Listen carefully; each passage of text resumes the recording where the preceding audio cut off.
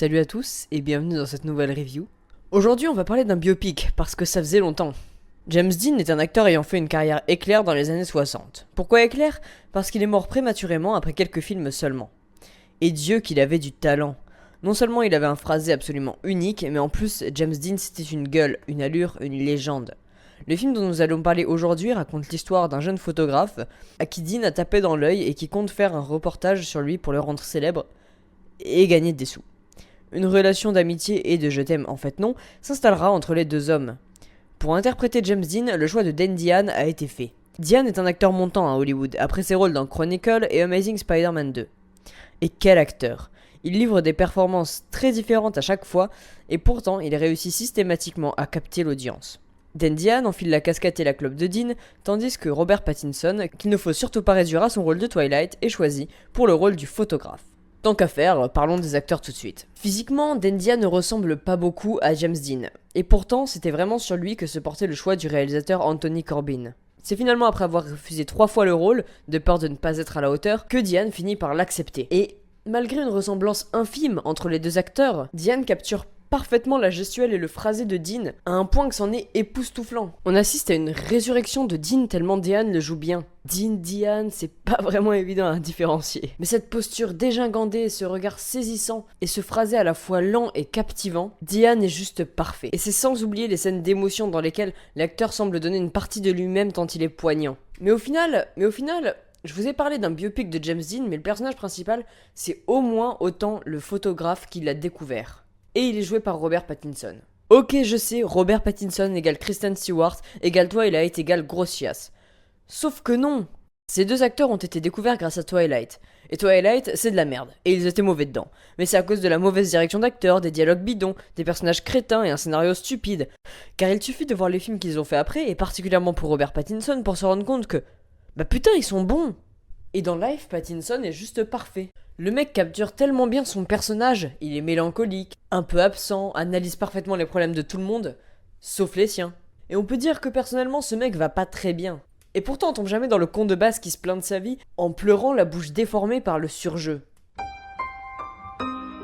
Non, ici c'est tout en subtilité. Et le rapport entre son personnage et James Dean est super bien géré, ce ne sont pas du tout les meilleurs amis du monde. Et il est clairement dit que le personnage de Robert Pattinson veut photographier James Dean parce qu'il a vu un potentiel en lui, mais aussi parce qu'il veut du fric, de la monnaie, de l'oseille, du blé, des thunes quoi. Et on voit tout aussi clairement que Dean est tout à fait conscient de ça. C'est au final en se parlant au fur et à mesure du film que les deux personnages se rapprocheront. Jusqu'à un speech de James Dean dans une fête, terriblement cliché mais diablement efficace. A savoir que c'est mon premier film d'Anthony Corbin, à mon grand regret d'ailleurs. L'année dernière, j'ai raté son film Un homme très recherché, un des derniers rôles de Philip Seymour Hoffman, et ça m'avait rendu plutôt vénère.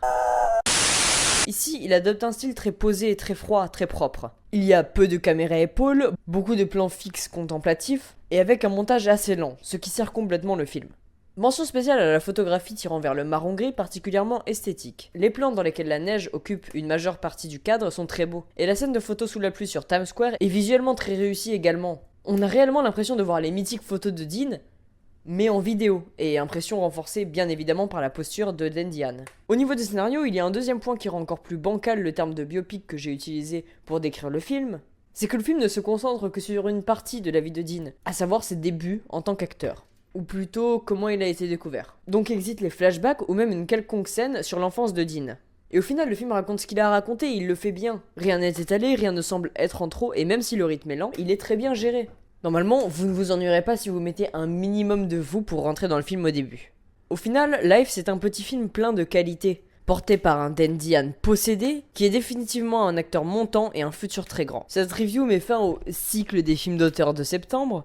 En octobre, je pense parler de 3 ou 4 films, 5 si j'ai vraiment la foi et vraiment le temps, mais j'espère que je vais pas commencer à prendre du retard comme je l'ai fait en septembre. Là je suis méga en retard. Donc vous pouvez compter sur moi pour parler de Sicario de Denis Villeneuve, de Crimson Peak réalisé par Guillermo del Toro, et des nouvelles aventures d'Aladin réalisées par un mec complètement osef. Oui, je vais parler de ce film, oui on va bien s'amuser. Et peut-être The Visit de Shyamalan, j'ai pas encore décidé si je le fais ou pas, j'ai des choses à dire dessus ça c'est sûr, mais si j'ai le temps c'est moins sûr. Voilà pour cette petite review bucolique au coin du feu. J'espère qu'elle vous a plu. En tout cas, si c'est le cas, n'hésitez pas à mettre un pouce bleu, partager la vidéo, laisser un commentaire, je réponds toujours. Vous abonner si ce n'est pas déjà fait. Sur ce, je vous laisse. Salut!